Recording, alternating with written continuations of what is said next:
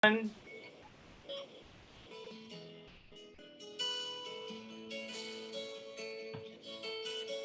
free to enter your name and where you're hail from in our chat so that everybody knows who we're all talking with.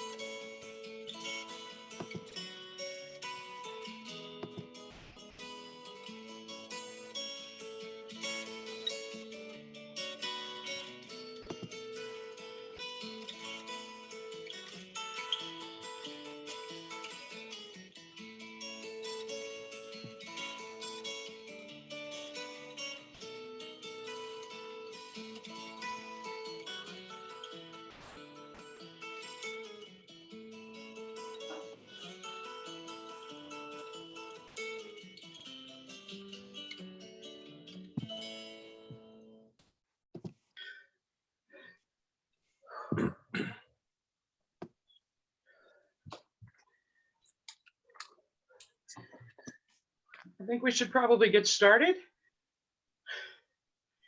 Good morning, everybody. Let me catch my breath after I was just chasing my dog.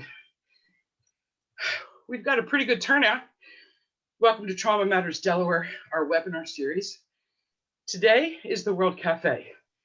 We get a chance to learn from each other about what our best practice is here in Delaware. What are we actually doing to help each other?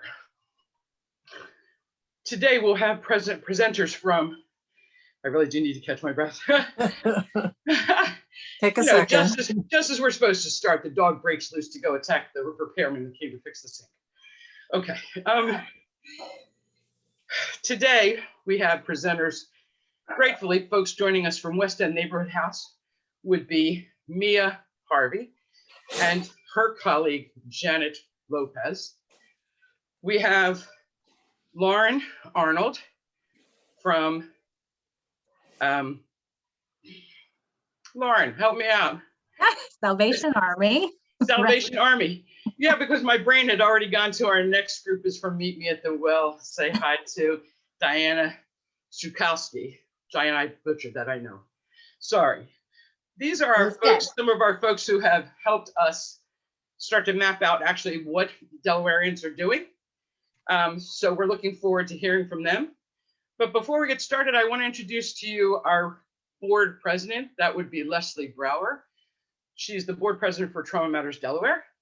She'll give you a really fast overview of how far we've come and the directions we're moving in. Thanks, Leslie. Thanks, Nancy. Take a breath. Take a few breaths. Hi, everybody. It's wonderful to see familiar faces and really wonderful to see lots of names and faces that I don't recognize. I hope we've brought along a bunch of new folks into this work. So welcome. Excuse me. I think most of you know that Trauma Matters Delaware has been promoting this work for a little less than a decade, probably, building on the work that organizations like Domestic Violence Coalition and the Kids Department and others have been doing for years before that. But we've had a lot of progress in the last year or two that I'd like to kind of summarize for you. following a lot of informal activity and webinar, well, actually some webinars, but mostly face-to-face. Remember those face-to-face events and conferences and so on. We are very fortunate to have a governor and first lady who are very supportive of this work. So back in 2018, Governor Carney issued Executive Order number 24, and thank you, lawnmower. Sorry about that. Which did create a couple of things. One is that it instructed the state agencies to get on board with this work, to train staff and to focus on programming that's responsive to the needs, particularly the trauma-related needs for the people they serve. It also set up the Compassionate Champion Awards, which we've had celebrated for the third year just last month, and set up Trauma Awareness Month support for that, which has wrapped, but we're going to hear quite a bit more about today. We also have this fortunate convergence between the First Lady's First Chance Initiative, which is a three-pronged effort that includes addressing adverse childhood experiences. As a result of that, we've really developed a really nice collaboration with the First Lady. She's actually an honorary member of the Trauma Matters Delaware board, and she has taken on the role of coordinating the First Spouses organization focused on trauma and resilience, really, for the National Governors Association.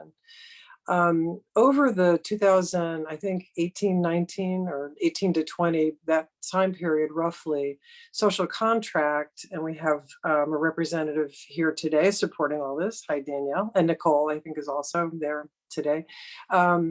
Actually promoted and hosted a series of interviews and meetings with a big stakeholder group that ended up concluding Delaware needed a backbone organization to promote this work into the future and to really take Delaware the next step to becoming a trauma-informed organization. And as a result of that, created the blueprint document that lays out basically a strategic plan for this work. You can find that on the Trauma Matters Delaware website. And Trauma Matters Delaware was designated the organization to support to become this backbone organization. So we have submitted an application to the Internal Revenue Service to become a 501c3 organization. We've applied for a variety of grants and are happy to be able to say that we won the Highmark Blueprint Communities grant, which is supporting this work with BB Healthcare System in Sussex County, which has committed to an organization-wide training of employees on trauma-informed care. And it is really our first large project where we will do coaching to help the organization develop a strategic plan to sort of work through the continuum to becoming a trauma-informed organization. And we've applied for other grants, and we'll be continuing to apply for grants to help other organizations conduct this work. So very exciting to hear the organizations that are here today talking about what they're doing. Trauma Matters Delaware has 3 work groups underway. One is the higher education work group, which is working on 2 white papers, I believe, or maybe one coordinated one that's focused both on higher ed institutions becoming trauma-informed organizations and looking at their curriculum to incorporate trauma-informed content. Community healing work group is focusing on supporting, one or more of what are considered community healing circles. And this is a really exciting initiative because it really is driven by local communities. And it's something I've always wanted to see, that local communities step up and decide and work toward becoming trauma-informed. And then, of course, the primary, secondary, vicarious trauma and resiliency work group, which is hosting this event today, which is focused on what I call workforce wellness or worker wellness, that, you know, we all know if you're in a plane and you're forced into some sort of emergency landing, put the oxygen mask on yourself before helping others. And so the whole idea here is to support organizations in supporting their workers, and in a trauma-informed way. I think that the caregivers video that was actually created by the ACEs task force in Philadelphia, that was hosted by this group in during Trauma Awareness Month, is really an excellent example of both the challenges faced by frontline workers and the kind of activities that we hope will really take off here in Delaware to support our workers. And we're grateful to this work group for hosting that, putting the efforts in, and that obviously today's. So with that, I will turn it back to, I think, Nancy. Oh, you're on mute. Yep, I saw. Thanks so very much. You know, Leslie, that was a hard task because there's been so much movement forward. So I appreciate you being able to encapsulate it so concisely. Can we move through the next couple of slides just to make sure that we're all caught up, please? So these are, of course, the reminders about keeping yourself on mute. And we're going to be using the chat function when we want to do some engagement. You have the opportunity to speak to all of us or individuals that are there. And we want you to just enjoy yourselves and hopefully come away learning lots and lots of things. Let's move forward, please. Here's our overview for today, as already kind of been mapped out for you. This is our effort to learn from each other. I like the expression that says high tide rises all boats. And how are other people experiencing implementing these plans, and how are they struggling? Perhaps if things are going well, if they're not going well, how did we get them to the point where they're going well? So that's our overview. Hopefully everybody will get a chance to participate towards the end of the session here. And we're going to move forward again. And Sharon's going to take a few minutes and explain to you the mapping. I think most people, or there's a good number of people who have joined us in the room who have already done this mapping. But if you have not had the opportunity, we're looking forward to seeing your information join so that we can build informed efforts across the state. Go ahead, Sharon. Thank you, Nancy. My name is Sharon Merriman Nye, and I'm with Trauma Matters Delaware. I'm also at the Center for Drug and Health Studies at the University of Delaware. And I just wanted to take a few minutes to talk a little bit about the mapping initiative that we've undertaken at Trauma Matters Delaware, and with the support of the primary, secondary, vicarious trauma and resilience work group, which is a mouthful. You know, as Leslie said, and as Nancy has said, what we're aiming to do at TMD is to serve that function of being a backbone organization that supports and leverages efforts and helps to coordinate efforts that are going on in Delaware so that we can be more efficient and more effective and more supportive to one another in this process of becoming a trauma-informed state.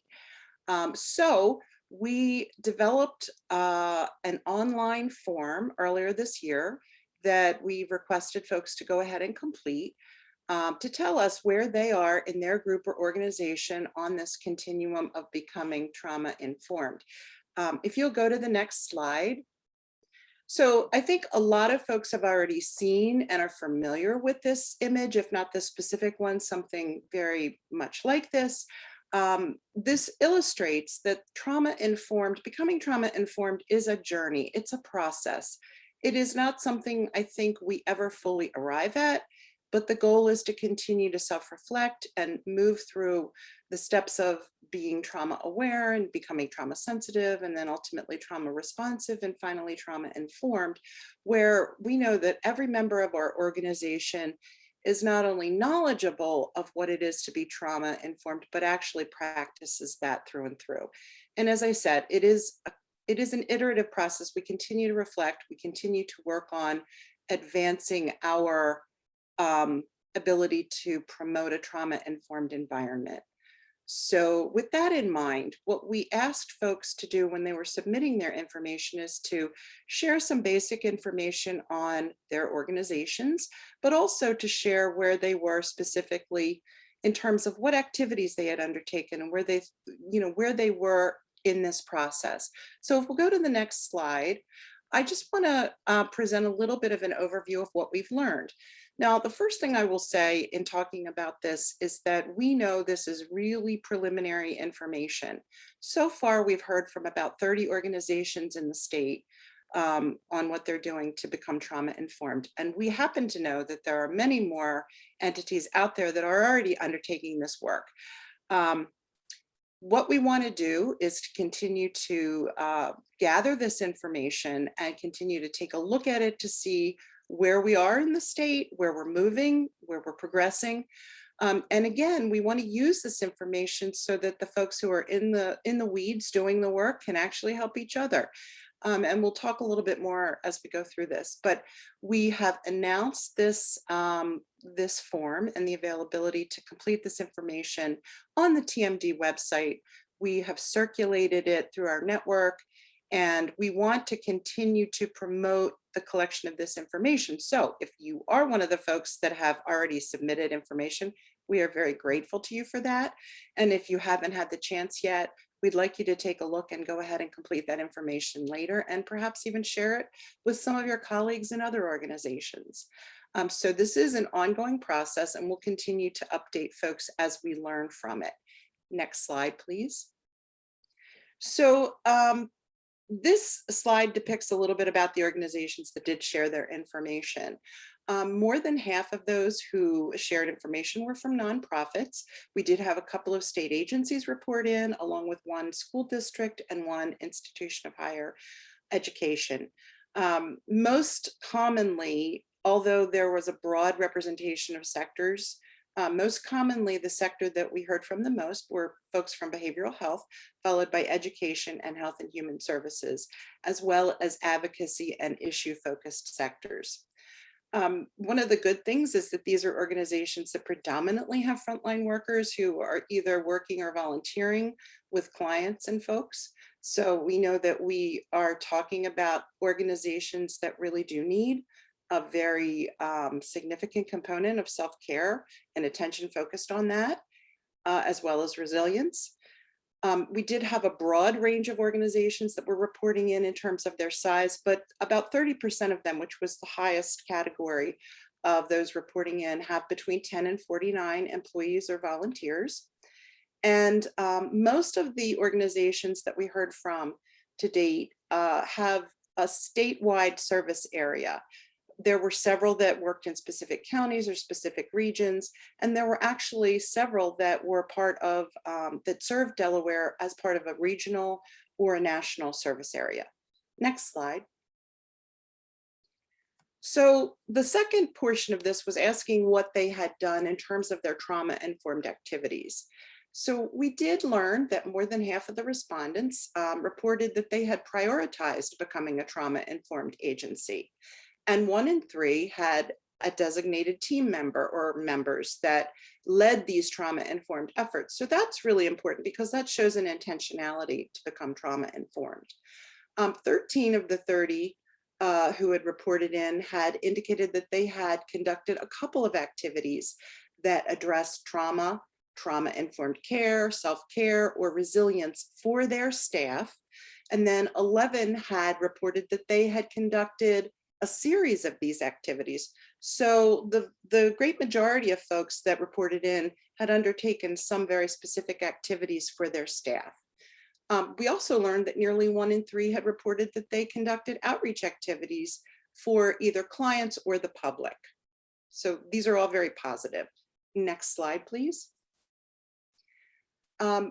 We are very interested in learning about what policies folks have implemented and also any resources that they have implemented so that we can share these throughout the TMD network and encourage these kinds of more formalized resources and activities that can be undertaken to help other organizations become trauma informed. So relatively few folks indicated that they had developed policies related to the work of becoming trauma informed they could share. Only 6. However, I will say that about 7 indicated that they were unsure if they had done this. So that tells me we probably didn't pose the question in the right way and need to rethink how we ask it.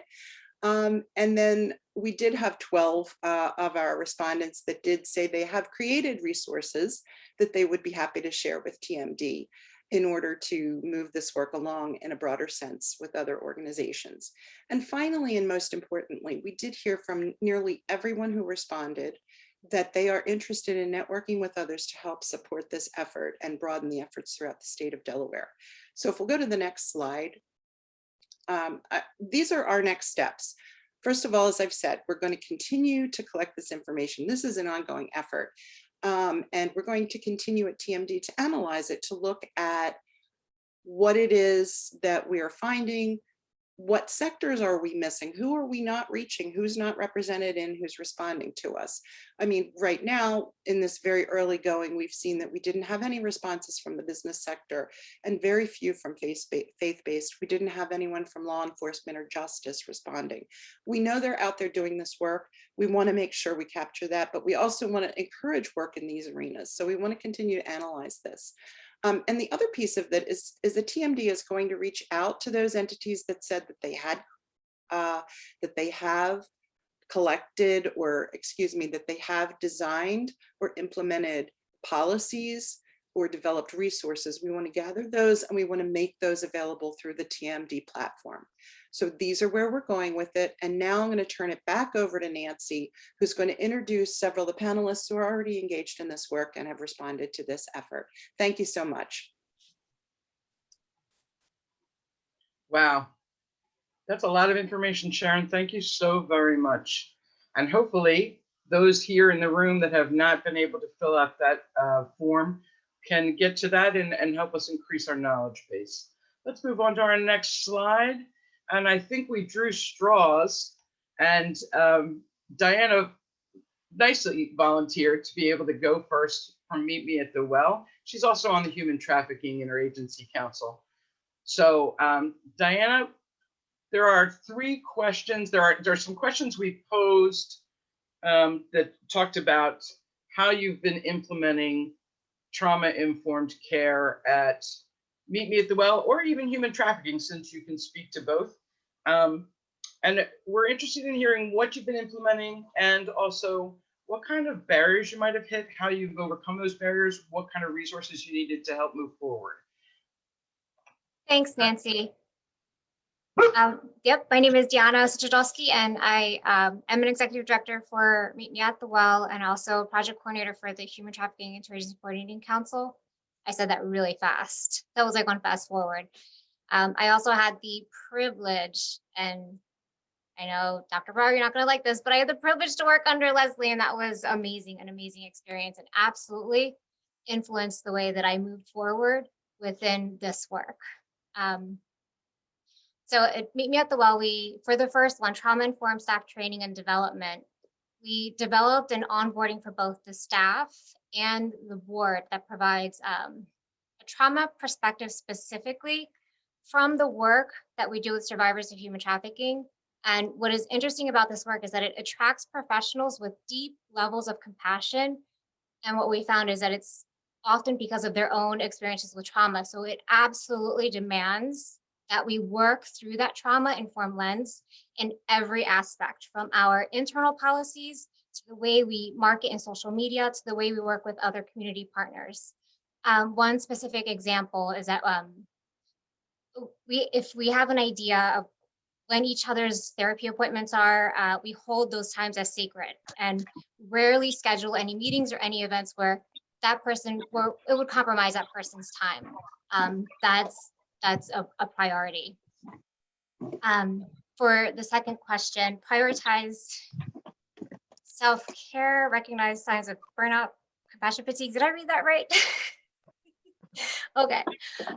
So we're blessed really to have a talented LCSW on our board, and she really helps to hold us accountable. If we see that we're overcommitting or fatigued, we ask each other, when was the last time you got your monthly massage? And like, just make sure you check in and remind them. And when you're working closely with someone, you get to know the things that are important to them. And also validating and normalizing that the massage is not for fun and games, right? Like that's really self-care. That's really bringing them back to a grounded and centered place. We learned from a past experience in working with someone that was hypersensitive to authority figures. We had inadvertently teamed them up with someone that genuinely enjoyed getting into like the details of problem solving. And this dynamic was not strengths-based at all.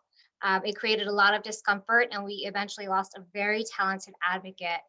But what we learned was to make sure that people are teamed up in a strengths-based manner where we can learn from each other without asking them to completely shift their personalities. That was huge for us. That was a really painful lesson. But what came out of that in creating processes and procedures that integrate the trauma-informed principles is that we are working on a professional peer support program so that people in the sphere that are doing this heavy work have a space where they can lean on each other for ideas like this.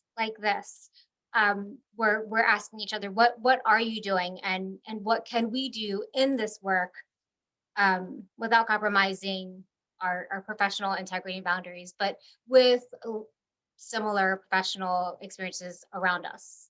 So that's one of the things that we're doing. And I wore my shirt today, but I run.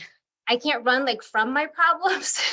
So I run, and I eventually get to a point where I have to stop and come back. But it's one of the things that I do to really kind of, it's my thing. It's the thing that I do to just take a break from everything.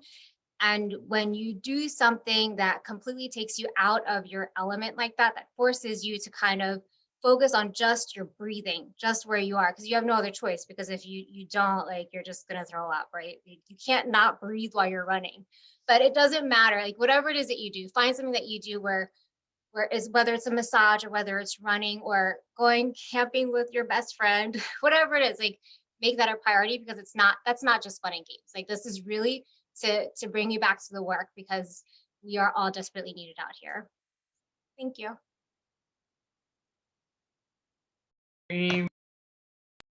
Thank you, Diana. Thank you.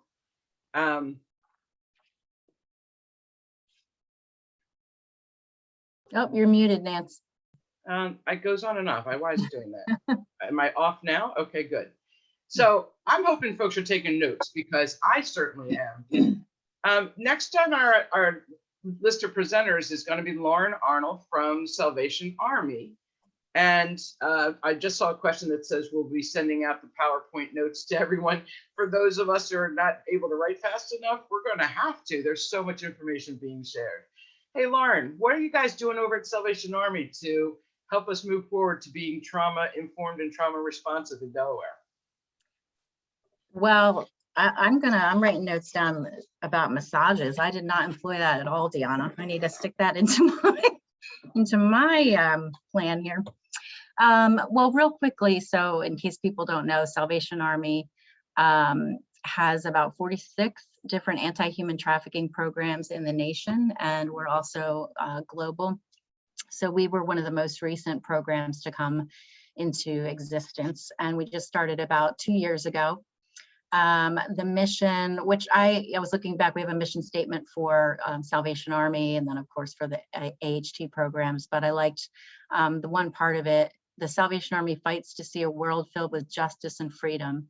Salvation Army co-founder Catherine Booth said, if we are to better the future, we must disturb the present.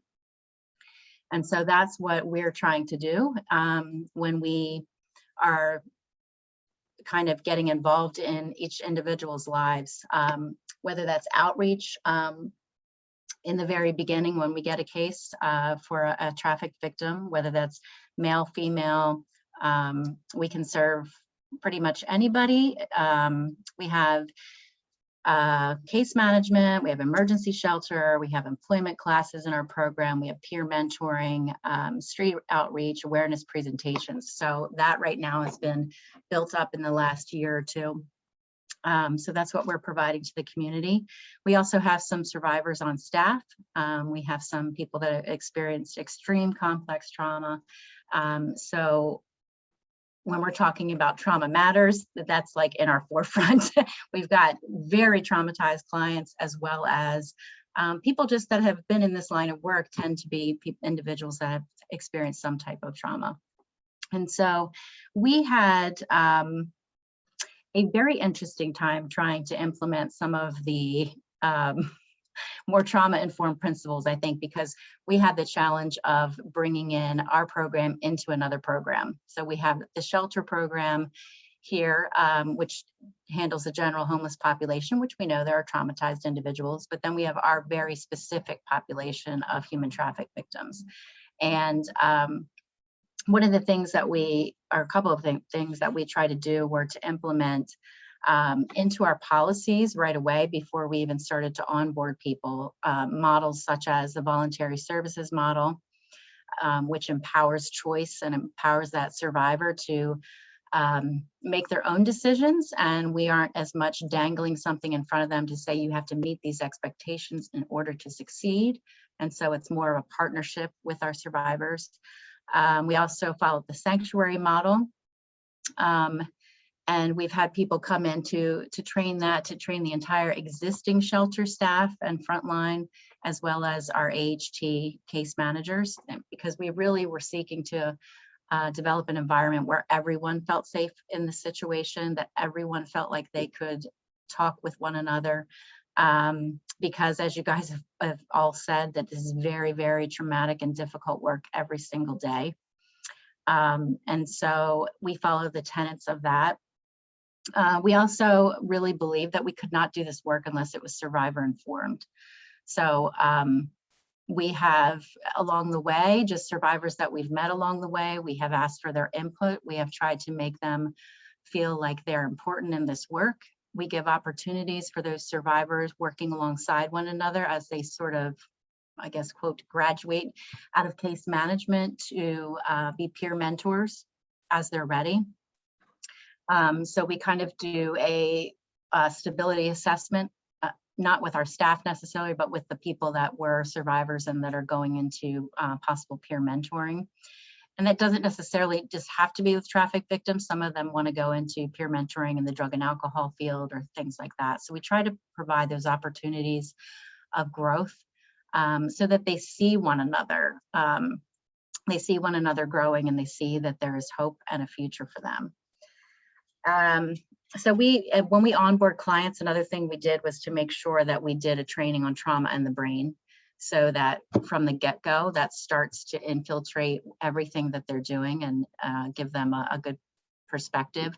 And so because we also have some survivors on staff, they said it was very, very helpful for them to kind of get out of their own head and see these other women from different perspectives, but also start to understand, I thought I kind of had it all together, but there's just some things that I need to take care of. And we've had that from most people, not just survivors that are going through those trainings. Deanna's done a couple of those trainings for us too. We have a therapist that we brought on board, and she's doing the trainings for those individuals. The other thing that we really have found is fantastic for not only our survivors, but also for staff, is we started creating these, we just called them Survivor Wellness Days. And so it's become a quarterly thing. Now I got my foot in the door, and then I put my foot in my mouth because they're like, when can we do it again? When can we do it again? So what we do is we pull advocates such as, again, Gianna, and some of my other really good trusted people that really want to work with these women, just love on them for the day. So what we do is we either rent or get donations from a church, and we go to that facility. One time we went to the country club and we were able to get the food donated. We do activities, wellness, yoga classes. What else did we do? Zumba classes, art projects.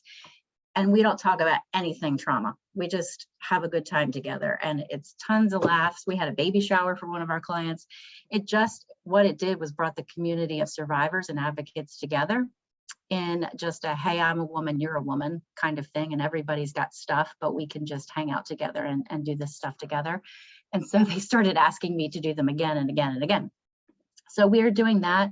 And it doesn't just empower them. I feel like I've gotten a lot of good feedback from the advocates saying how much they just enjoy being able to just shower these women with love, but also they're learning things as they're in there with them.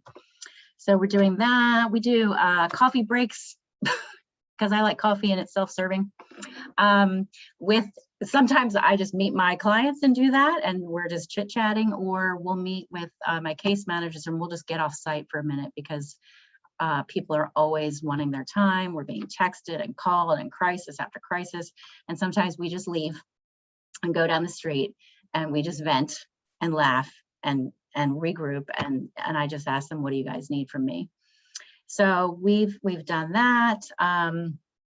I have an open office. So basically anytime they need to come in and discuss something, they know they're not going to be judged for it. They know that we're not going to say, well, you can't handle this or whatever. We just have a very open policy to talk about things.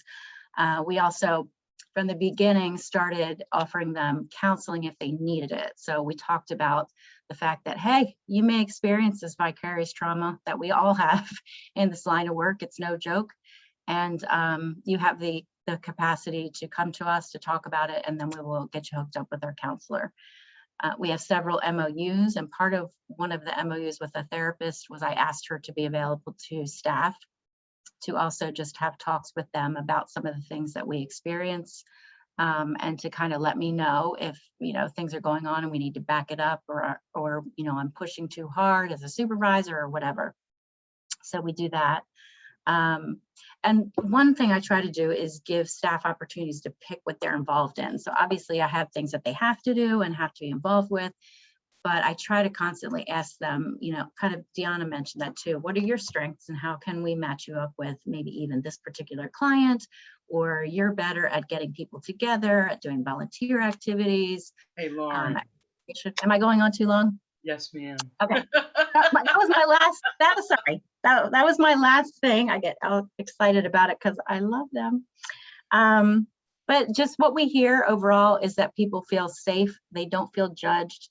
And again, girls say, this is just different from other programs.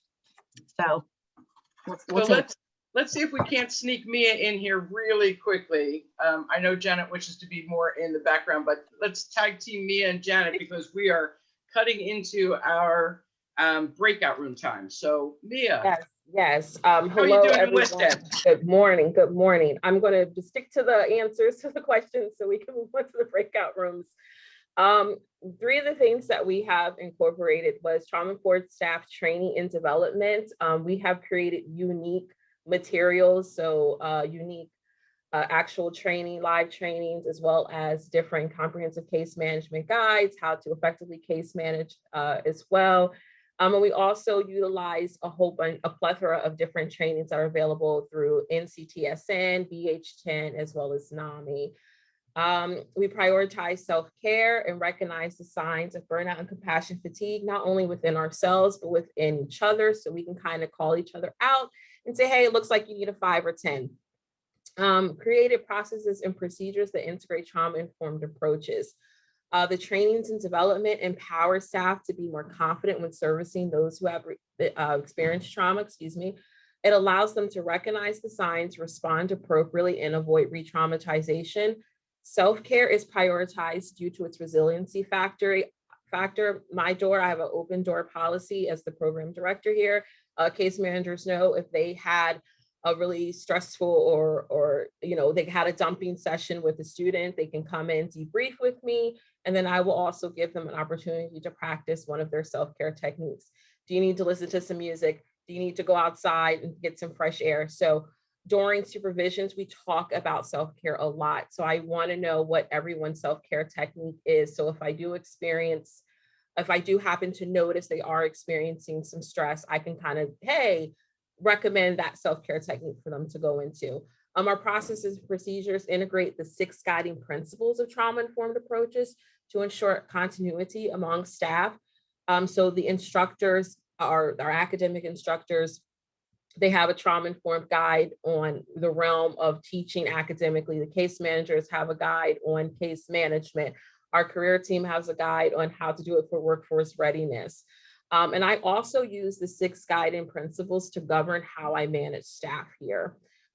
For Trauma Awareness Month, or the month of May, staff got unique materials and fun games and activities, and they ended up with a trauma one-on-one guide at the end of the month.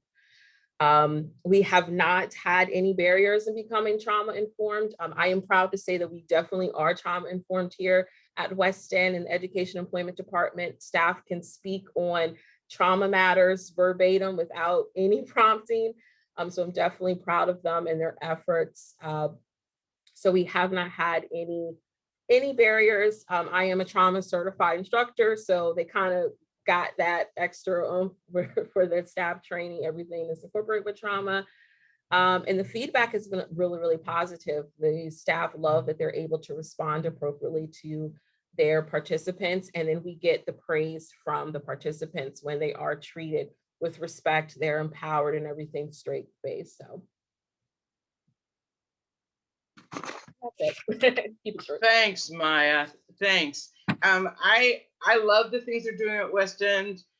When I talked with Janet, she said something as simple as having a board hanging in the hallway where people can write down alternative, kinder, more trauma-informed ways to say something. Like literally a whiteboard that says, here's a different way to say that.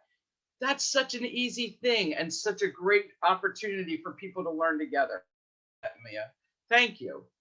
Okay, we are moving fast into our breakout rooms. We're going to be 8 minutes in a breakout room where we get a chance to discuss with each other what we're hearing, what you're doing in your agencies, maybe ask questions of some of our speakers, like how do I make this work?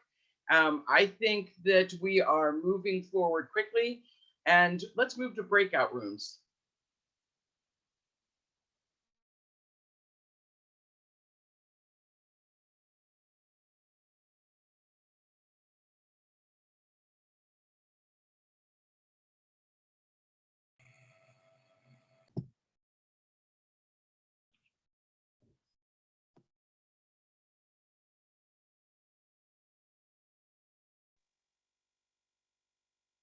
Yeah, how long have you been with the with West End Neighborhood House?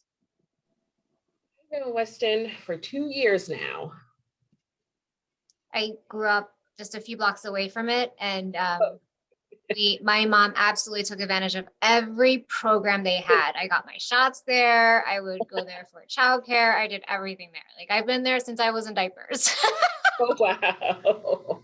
I love what we do, man. I love what we do. And I love the interactions that we have with the community and so forth. So yes.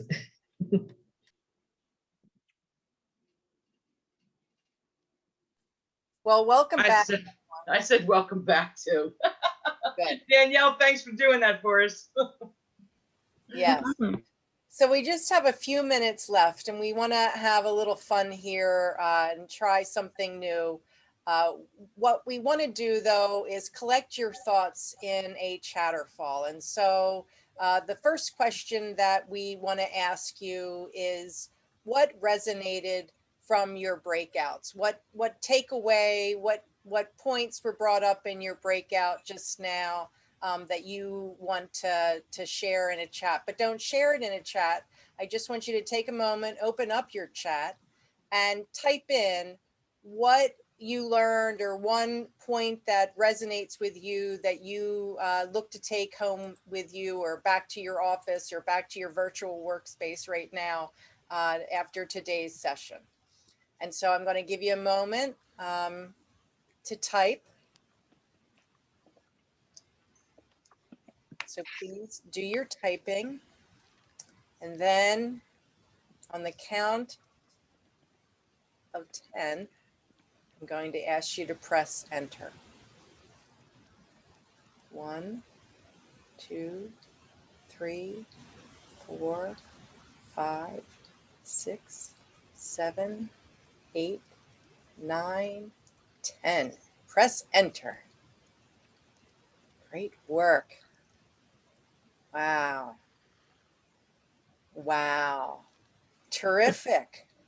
Prioritizing self-care, people in the field implementing vicarious trauma work. It's wonderful. All right. And then for the next slide, we're going to do another chatterfall. And I would like for you to pull up your chat. And again, don't press enter, but just answer these questions simply. Would you like to continue with similar networking events like this, where you get to meet with people from across the state in various fields? And what other activities might you want to suggest and ways to help foster a community of practice among organizations working to become trauma informed? We know that we continue to be inundated with service requests and the needs of our communities. How can we stay connected and learn from each other? So just take another moment to, in your chat, say how you would like to continue, whether or not you'd like to continue and in what ways. And on the count of 10, we'll enter. 1, 2, 3, 4, 5, 6, 7, 8, 9, 10. Enter. Very cool stuff. Yes, it looks like we've got lots of folks interested in continuing this work, which is a wonderful thing. I know that I speak for my colleagues broadly that we certainly have enjoyed this opportunity to be with you all. I'm going to turn it back over to Nancy and Sharon for some final remarks on resources and next activities. I love that chatterfall.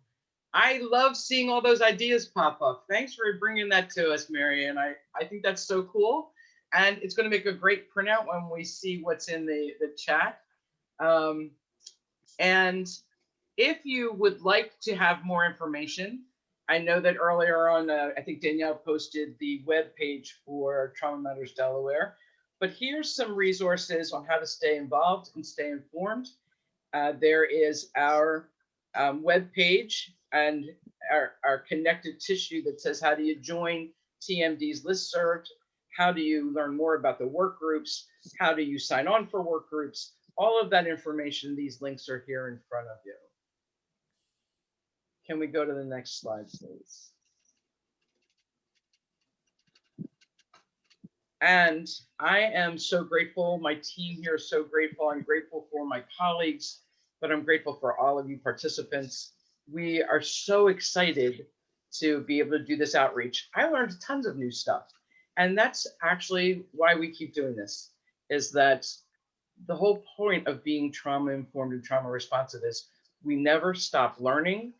But also today I was reminded we also never stop prioritizing our self-care, because as Leslie pointed out early on, you know, that mask has to go on our own faces before we can do anything.